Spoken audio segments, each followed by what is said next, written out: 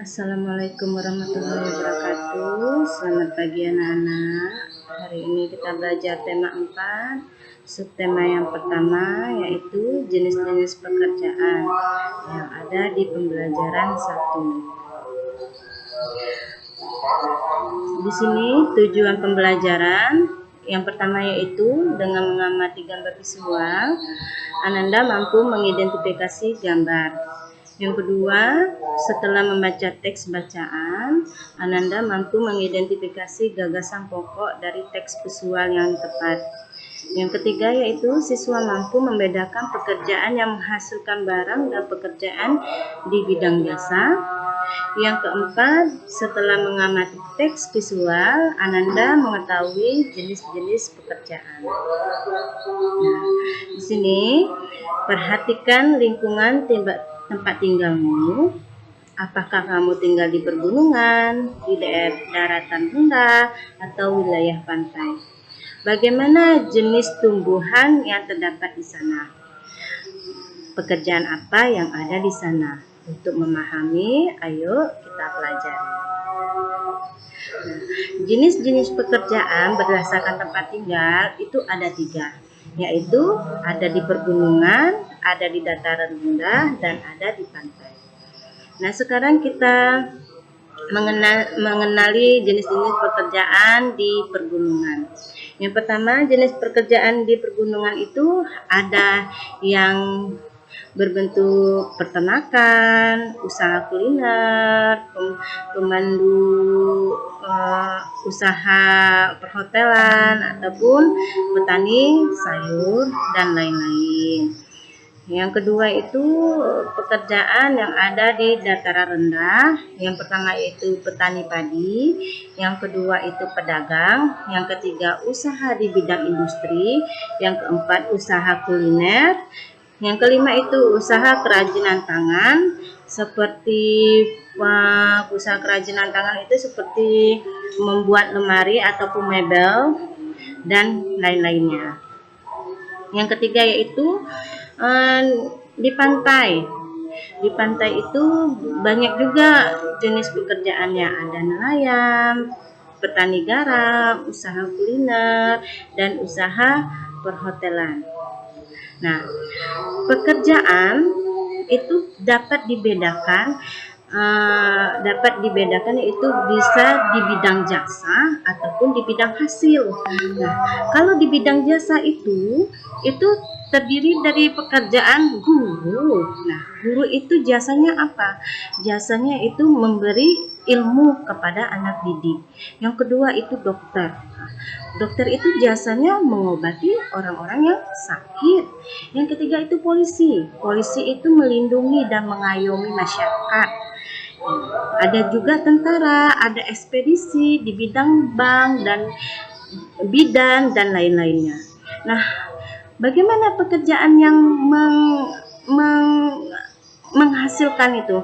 Contohnya seperti usaha tekstil. Nah, pakaian yang kita pakai ini itu ada usahanya, yaitu usaha di bidang tekstil, usaha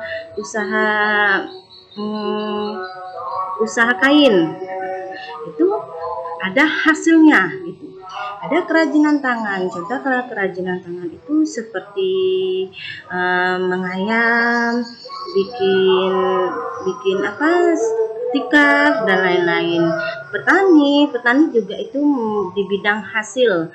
Contohnya petani menghasilkan apa? Ada yang menghasilkan beras yang untuk kita makan sehari-hari. Terus juga petani sayur juga. Setiap hari yang kita makan itu adalah di bidang hasil. Nah, itu petani. Peternakan juga, usaha kuliner, usaha kerajinan tangan dan lain-lainnya. Itu di bidang hasil. Jadi ada pekerjaan itu dibagi menjadi 2, yaitu di bidang jasa dan di bidang hasil. Kalau jasa itu ya guru, dokter, polisi, tentara dan lain-lain. Sedangkan di bidang hasil yaitu petani, peternakan, usaha tekstil, kerajinan tangan dan lain-lain. Nah, apa saja pekerjaan di lingkungan tempat tinggalmu? Sekarang kita amati gambar perkebunan teh. Ayo, Ananda semuanya amati perkebunan teh yang ada Ibu berikan ini. Nah, itu adalah perkebunan teh.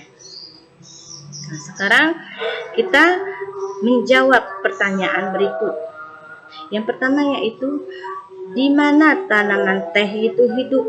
Nah, teh itu hidup di dataran tinggi seperti di pegunungan, ya, di daerah tropis. Nah, teh itu merupakan tanaman tropis yang tumbuh pada ketinggian antara 200 sampai dengan 200 meter di atas permukaan laut. Berarti dia di daerah pegunungan. Terus nomor 2, bagaimana cara agar tanaman teh itu bisa menahan erosi? Nah, perhatikan Ananda tadi. Ananda perhatikan di situ ada tanaman teh di situ penuh itu.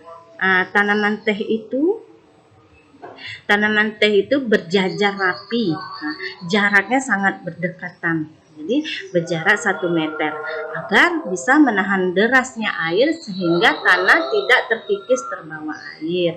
Terus juga pertanyaan nomor 3, apa yang terjadi apabila tanaman teh dikonsumsi besar-besaran? Nah, apa yang terjadi kalau tanaman teh dikonsumsi besar-besaran?